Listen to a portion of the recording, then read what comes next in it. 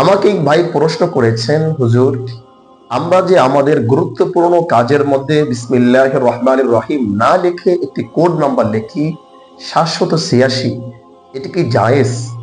ভাই, আপনি অত্যন্ত সুন্দর প্রশ্ন করেছেন, আপনাকে ধন্যবাদ। আসলে আমরা অনেকে জানি না এটি কোত্থেকে আসলো। রাসূলুল্লাহ সাল্লাল্লাহু আলাইহি ওয়াসাল্লামের জামানায় এবং সাহাবায়ে আজমাইনের জামানায়ও এই ধরনের কোড ব্যবহার করা হয় নাই।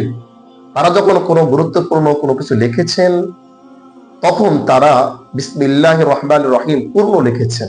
তাহলে এই আবজাদ অর্থাৎ এই মানগুলো কোত্থেকে আসলো? হ্যাঁ, এগুলো এসেছে রাসূলুল্লাহ সাল্লাল্লাহু আলাইহি সাল্লামের চলে যাওয়ার দীর্ঘদিন পর, সাহাবায়ে আজমাইনদের চলে যাওয়ার দীর্ঘদিন পর একজন গণিতবিদ পিথাগোরাস তিনি এই আরবির মানগুলো অর্থাৎ এই আবজাদগুলো বের করেছেন।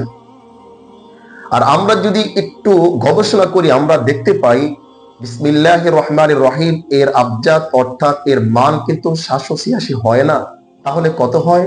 বিসমিল্লাহির রহমানির রহিম এর আবজাদ অর্থাৎ কোডগুলো যখন আমরা যোগ করব তখন আমরা পাবো 788। আর যখন আমরা আরেকটি শব্দ আমরা যখন বের করি, যেমন হরে কৃষ্ণ হরে রাম, এই শব্দগুলোর আবজাদ অর্থাৎ মান বের করলে আমরা পাই 786। নাউজুবিল্লাহ। দেখুন, আমাদেরকে কত বড় একটি খ্রিস্টানরা ধোঁকা দিয়ে রাখছে যে আমরা আমাদের গুরুত্বপূর্ণ কাজের মধ্যে আমরা বিসমিল্লাহির রহমানির রহিম না লিখে যে সংখ্যাগুলো ব্যবহার করি, আদৌ আমরা জানি না এটি কত বড় নিকৃষ্ট এবং কত বড় একটা জঘন্য কাজ।